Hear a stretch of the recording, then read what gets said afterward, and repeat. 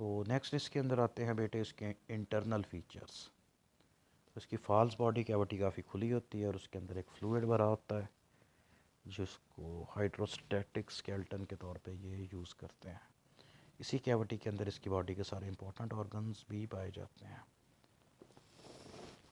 तो जितने भी नीमाटोड्स हैं गोल होते हैं क्योंकि इसकी बॉडी के जो वॉल मसल्स होते हैं इसकी सिलोमिक कैविटी के इर्द गिर्द एक इक्वल फोर्स लगाते हैं चारों तरफ को, इसलिए इसकी बॉडी बिल्कुल गोल होती है।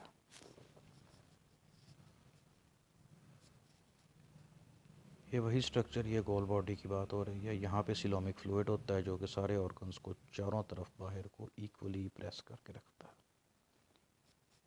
नेक्स्ट आता है इसमें फीडिंग एंड डाइजेस्टिव सिस्टम। तो ये इस चीज़ पे डिपेंड करता है कि ये किस तरह के एनवायरनमेंट में रह रहे हैं, दूसरा इसका लाइफस्टाइल कौन सा है। इस हिसाब से जो डिफरेंट नीमाटोड्स हैं तकरीबन हर तरह की फूड ये खा सकते हैं। कुछ इसकी स्पीशीज़ कार्निवोरस यानी कि गोश्तखोर होती हैं, कुछ सब्ज़ी खोर हैं, कुछ हर चीज़ खा लेते हैं और कुछ सेप्रोट्रॉफिक होते हैं यानी कि गली सड़ी चीज़ें खाते हैं। इसकी अक्सरियत स्पीशीज़ पैरासाइट भी होती हैं जो कि होस्ट की बॉडी के अंदर रहते हैं। इनके ब्लड और टिश्यू फ्लूइड को बतौर फूड यूज़ करते हैं और उनमें बीमारियां भी पैदा करते हैं। तो डाइजेस्टिव सिस्टम इनके अंदर कंप्लीट होता है, ट्यूब लाइक डाइजेस्टिव सिस्टम जिसके अंदर माउथ है। कुछ स्पीशीज़ में माउथ के अंदर टीथ होते हैं, जॉज या स्टाइलेट मतलब कि नोकदार, जिस तरह से बर्फ़ तोड़ने वाला सूआ होता है इस तरह का स्ट्रक्चर। उसके बाद बकल कैविटी यानी कि इसका जो गले या माउथ वाला स्ट्रक्चर है। फिर इसका फेरेंक्स है, इंटेस्टाइन लंबी ट्यूब की शेप की होती है जहाँ पे फूड की डाइजेशन और एब्जॉर्प्शन होती है। रेक्टम वाला पोर्शन और उसके बाद एनस। तो फॉल्स बॉडी कैविटी के अंदर जो हाइड्रोस्टैटिक प्रेशर होता है वही फेरेंक्स से आगे फूड को पंप करने का काम करता है, यानी कि पेरिस्टालसिस के लिए ये हाइड्रोस्टैटिक प्रेशर को यूज़ करते हैं। बाकी के जो ऑर्गन सिस्टम इनके अंदर होते हैं तो ऑस्मो रेगुलेशन एंड एक्सक्रीशन के लिए इनके अंदर दो यूनिक सिस्टम होते हैं, मतलब कि दो तरह का एक्सक्रीटरी सिस्टम है। वेस्ट प्रोडक्ट इसके अमोनिया और यूरिया के अंदर होते हैं।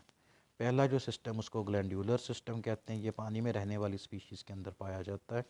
बॉडी की निचली साइड पे ग्लैंड सेल्स पाए जाते हैं, उनको रेनेट्स कहा जाता है। तो ये इसके गले से थोड़ा सा पीछे करके होते हैं। हर सेल का काम ये होता है कि इस ग्लैंड जो अपने आसपास के सिलोमिक फ्लूइड के अंदर से वेस्ट को एब्जॉर्ब करते हैं और उसको एक्सक्रीटरी पोर के थ्रू बॉडी से बाहर पहुंचा देते हैं। तो कंसंट्रेशन ग्रेडियंट में डिफरेंस की वजह से जो वेस्ट है इधर को डिफ्यूज़ हो जाते हैं। वो निमाटोड जो कि पैरासाइट होते हैं इनका एक्सक्रीटरी सिस्टम ज़्यादा एडवांस किस्म का होता है और इसको ट्यूब्यूलर सिस्टम कहते हैं। तो ये रेनट सिस्टम की एक ज़्यादा तरक्की याफ्ता शक्ल होती है जिसके अंदर जो रेनट्स हैं आपस में मिलकर एक बड़े कैनाल लाइक स्ट्रक्चर बनाते हैं और फिर वो कैनाल इसकी बॉडी से एक एक्सक्रीटरी पोर के थ्रू अपने वेस्ट को बाहर एक्सक्रीट कर देती है। इन दोनों सिस्टम्स की अलग-अलग डायग्राम्स अगर आप कहेंगे तो मैं आपको सेंड कर दूंगा, वो बच्चा इंटरेस्टेड हुआ तो बता दीजिएगा। तो एक तो इसकी ये वाली डायग्राम, इसकी ज़्यादा डिटेल डायग्राम्स भी आपको मिल जाएंगी। तो ऊपर वाली डायग्राम जो ए वाली है इसके अंदर ग्लैंडुलर सिस्टम है और नीचे ट्यूब्यूलर सिस्टम है। ये वाला सिस्टम सिंपल होता है, ये वाला सिस्टम कॉम्प्लेक्स होता है। इस सिस्टम के अंदर ये होता है कि जो रेनट ग्लैंड्स हैं फ्री लिविंग स्पीशीज़ के अंदर पाए जाते हैं। इनके इर्द गिर्द वाली जितनी भी जगह आपको नज़र आ रही है थोड़े लाइट स्किन कलर की, इसमें इसका सिलोमिक फ्लूइड जो कि पानी की तरह का एक फ्लूइड होता है वो फिल्ड होता है। कंसंट्रेशन ग्रेडियंट में फ़र्क की वजह से हायर कंसंट्रेशन से लोअर कंसंट्रेशन की तरफ को इसके जो वेस्ट हैं वो इन ग्लैंड्स के अंदर आते हैं और ये उनको कंसंट्रेट करके इस एक्सक्रीटरी पोर के थ्रू बॉडी से बाहर निकाल देते हैं। उसके बरक्स जो पैरासिटिक फॉर्म्स हैं, जिस तरह से ये नीचे वाली डायग्राम स्केरस लम्ब्रिकॉइडस की है, इसकी बॉडी में निचली तरफ ये लंबी लंबी कैनाल्स होती हैं, इनको पोस्टीरियर कैनाल्स कहते हैं। और इसी के हिस्से जो आगे को बढ़े हुए हैं बॉडी के अगले सिरे में, इनको एंटीरियर कैनाल्स कहते हैं। तो ये कैनाल एंटीरियर वाली बॉडी के अगले हिस्से से और पोस्टीरियर कैनाल पिछले हिस्से से वेस्ट को एब्जॉर्ब करती हैं और फिर ये सारे के सारे वेस्ट इस ट्यूब में आके सेक्सक्रीटरी पोर के थ्रू बाहर निकल जाते हैं। तो ये सिंपल सिस्टम है, ये एडवांस सिस्टम है। Simple system free living forms के अंदर होता है जो कि पानी वगैरह के अंदर रहते हैं। एडवांस सिस्टम पैरासिटिक फॉर्म्स के अंदर होता है जो कि दूसरे एनिमल्स की बॉडीज़ के अंदर रहते हैं। तो फिर आता है इनका नर्वस सिस्टम। इसके अंदर एंटीरियर नर्व रिंग होता है। ये इस वाले रिंग की बात हो रही है। बॉडी के अगले सिरे पे नर्व रिंग होता है जिससे नर्व्स निकल के ये पिंक वाली आगे को भी जा रही हैं और ऐसे पीछे को भी जा रही हैं। तो नर्व्स निकल के बॉडी के अगले हिस्से में और पिछले हिस्से में मूव करती हैं आपस में अटैचमेंट के लिए। इनमें कोमिशियर्स यानी कि लैडर लाइक नर्व्स भी पाई जाती हैं। कई इसके अंदर एंडोक्राइन सेक्रीशंस भी प्रोड्यूस होती हैं, यानी कि इसके अंदर हार्मोन्स भी बनते हैं।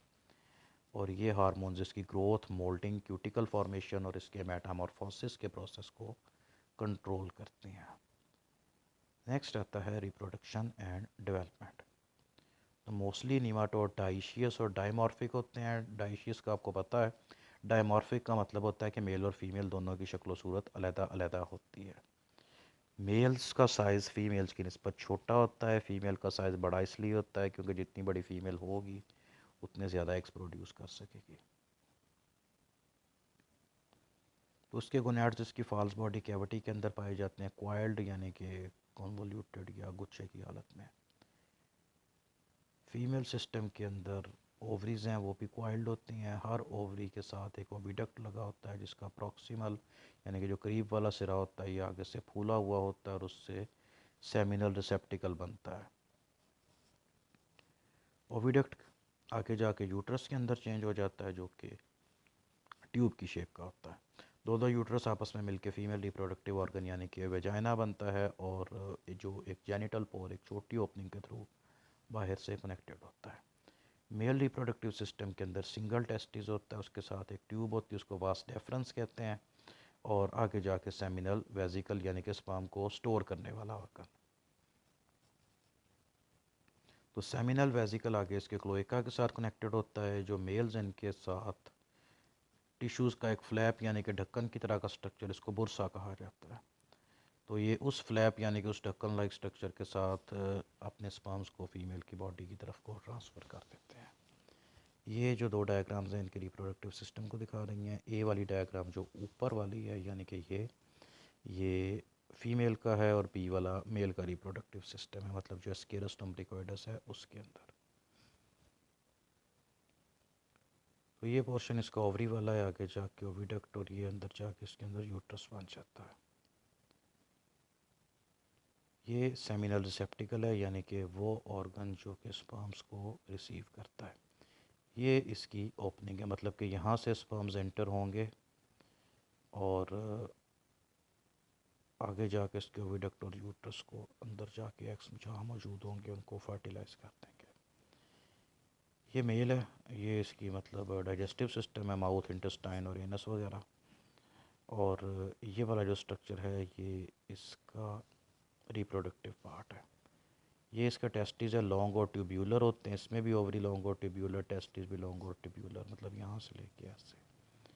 ये स्पर्म को लेके जाने वाली ट्यूब है जिसको वास डेफरेंस कहते हैं, और ये स्पर्म को स्टोर करने वाला ऑर्गन जिसको सेमिनल वेजिकल कहते हैं। तो यहाँ पे इसका जेनिटल पोर होता है। जब स्पर्म यहाँ से बाहर निकलते हैं तो ये जो फ्लैप ऑफ टिश्यू जिसको बुरसा कहा जाता है इसको अप डाउन मूव करता है, जिससे ये स्पर्म्स फीमेल की बॉडी की तरफ को इधर को चले जाते हैं और अंदर जाके उसको फर्टिलाइज कर देते हैं।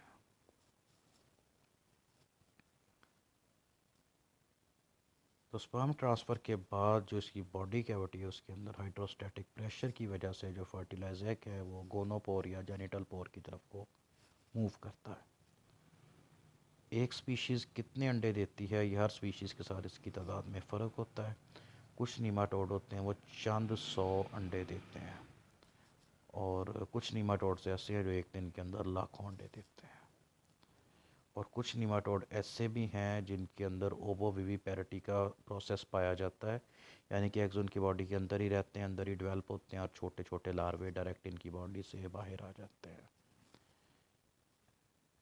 तो डेवलपमेंट और एग्स के जो हैच होने का यानी कि अंडों से बच्चे निकलने का जो प्रोसेस है वो बहुत सारे एक्सटर्नल फीचर यानी कि टेम्परेचर और मॉइस्चर वगैरह के ऊपर डिपेंड करता है।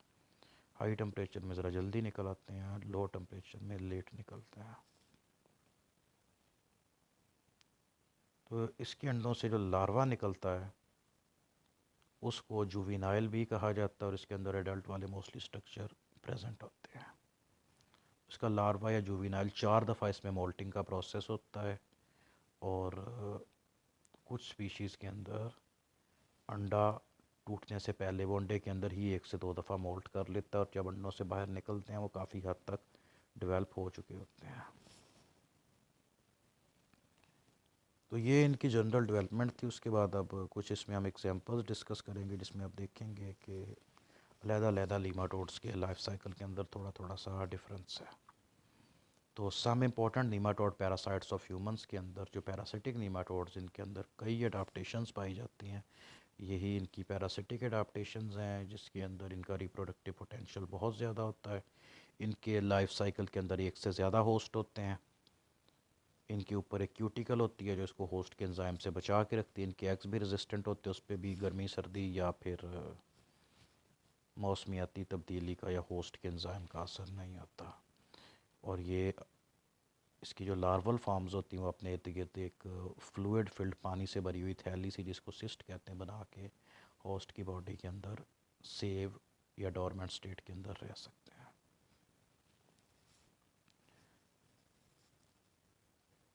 तो इनके अंदर हाँ ये है कि बहुत कम ऐसे हैं जिनमें होस्ट एक से ज़्यादा है।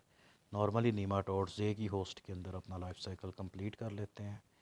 इसलिए इनका लाइफ साइकिल कम्प्लेक्स या कॉम्प्लिकेटेड तो है, लेकिन जो आपने पिछले चैप्टर में फ्लैट वर्म्स में टेप वर्म वगैरह लिवर फ्लूक में पढ़े थे वैसे कम्प्लेक्स नहीं है। तो इसमें से बहुत सारे पैरासाइट्स होते हैं लेकिन 5 इम्पोर्टेंट ह्यूमन पैरासाइट्स हैं जो कि यहाँ पे डिस्कस किए जाएंगे। फर्स्ट इसके अंदर आता है स्केरस लुम्ब्रिकॉइडस। इसको giant intestinal round worm of humans कहा जाता है।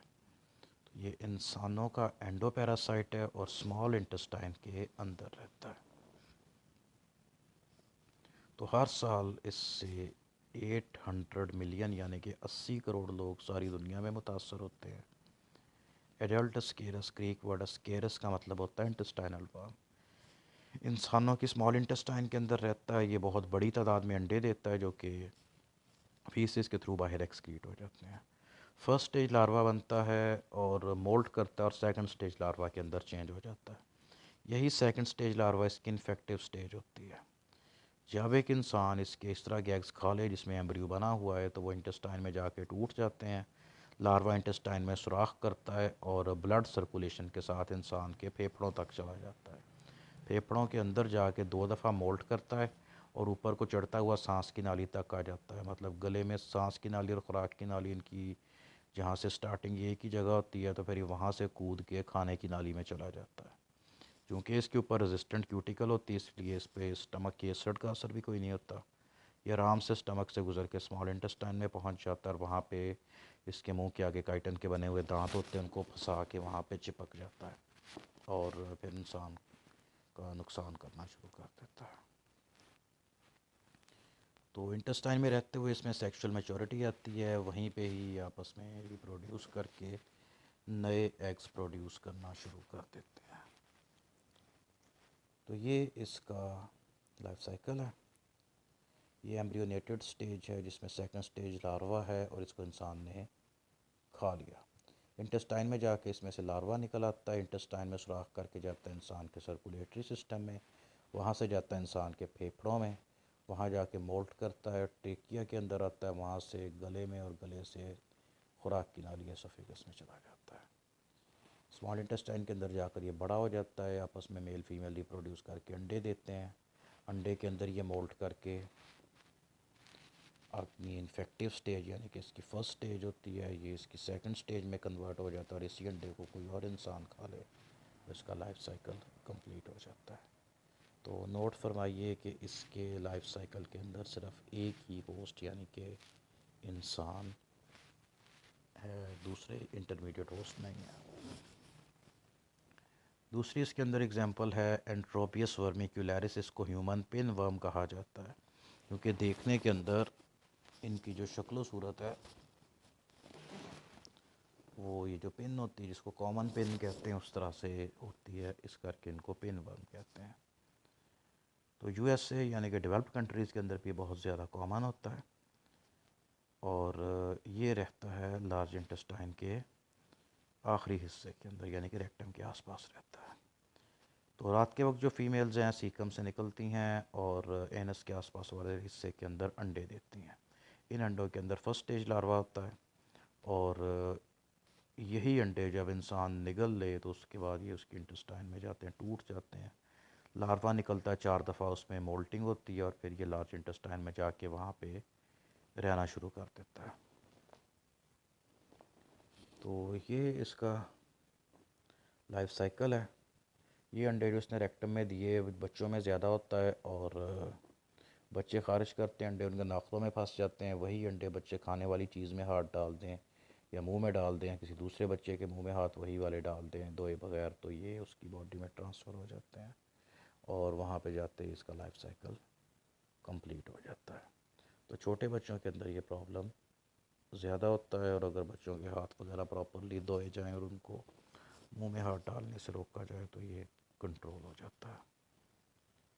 नेक्स्ट आता है पोर्क वर्म। इसको कहा जाता है ट्राइकिनेला स्पाइरलिस। तो ग्रीक वर्ड ट्राइकोस का मतलब होता है हेयर और स्पाइरलिस का मतलब होता है कि इसकी बॉडी का एक सिरा स्पाइरल यानी कि इसने गोल किया होता है। तो ये भी स्मॉल इंटेस्टाइन के म्यूकोसा लेयर के अंदर रहते हैं। इंसानों के अंदर भी पाए जाते हैं, कुछ दूसरे ओमनिवोरस एनिमल जिस तरह से पिग वगैरह है उनके अंदर भी पाए जाते हैं। तो इंटेस्टाइन के अंदर ही जो फीमेल्स हैं ये अंडे देने की बजाय मतलब कि छोटे छोटे लार्वे डायरेक्ट पैदा करती हैं, वो विवी पैरस होता है ये भी। तो वो इंटेस्टाइन में सुराख करके सर्कुलेटरी सिस्टम में चले जाते हैं और फिर वहाँ से स्ट्राइएटेड या स्केलेटल मसल्स के अंदर चले जाते हैं।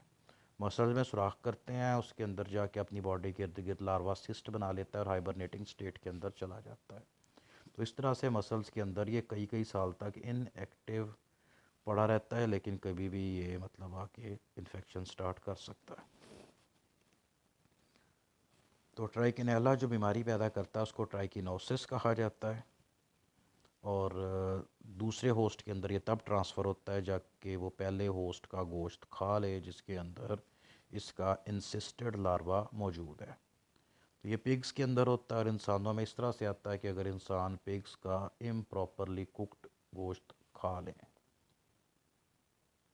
तो चूँकि पाकिस्तान के अंदर being a Muslim country pig का गोश्त नहीं खाया जाता, इस करके पाकिस्तान में ट्राइकिनेला के चांसेस नहीं होते। तो ये इसका लाइफ साइकिल है, ये इसकी एक रियल पिक्चर है। ये पिग के गोश्त के अंदर ये और ये इसका इंसिस्टेड लार्वा है।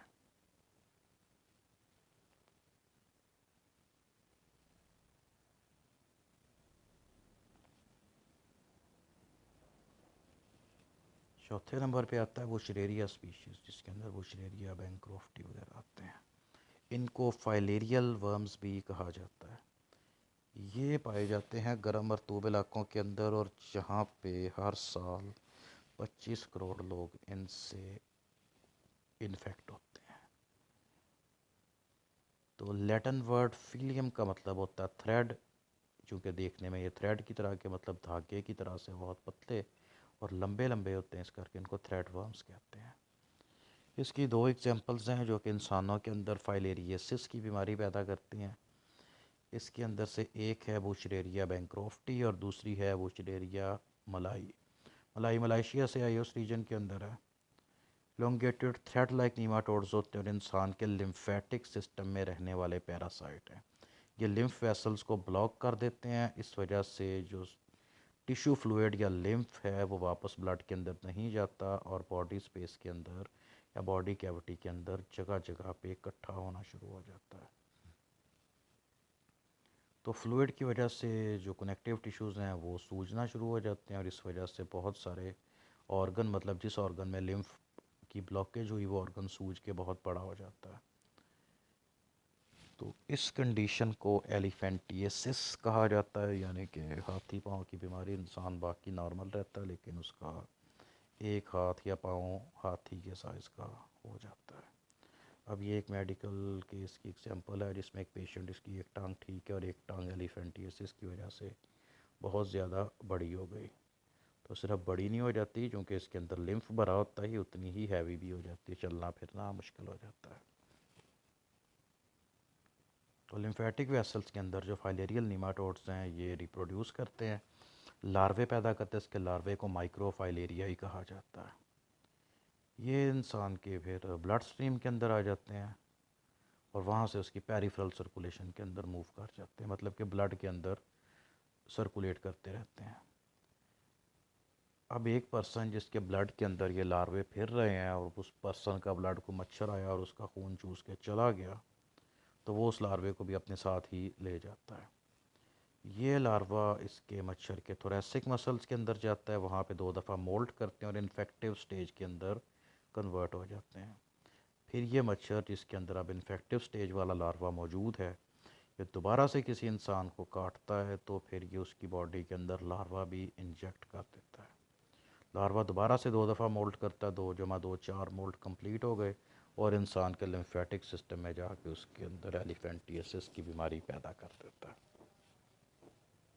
मतलब कि इंसान के अंदर ये मच्छर से ही आएगा और उसके बाद ये लिम्फेटिक सिस्टम के अंदर जाएगा, वहाँ पे लिम्फ वेसल्स को ब्लॉक करेगा, बड़ा हो जाएगा, लार्वे पैदा करेगा जिनको फिर कोई मच्छर खींच के ले जाएगा और मच्छर के अंदर ये अपने 2 दफ़ा मोल्ट करके फिर से इन्फेक्टिव स्टेज के अंदर आ जाएगा। तो मच्छर से बचें, क्योंकि एलिफेंटियासिस का इलाज कोई नहीं है और ये हाथ पाँव अगर बड़े हो जाएं तो फिर ये रिवर्स कोई नहीं होते।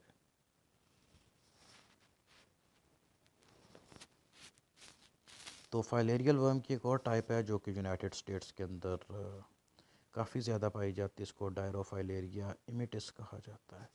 ये डॉग्स का पैरासाइट है और इसको हार्ट वर्म भी कहा जाता है। इस वजह से जो डॉग जिनको मोस्टली लोग पेट्स के तौर पे रखते हैं वो बहुत ज़्यादा बीमार होते हैं और हार्ट वर्म डिजीज़ की वजह, चूँकि दिल के अंदर रहने वाला पैरासाइट है, वो उसको दिल को डैमेज करते हैं और एनिमल की डेथ हो जाती है।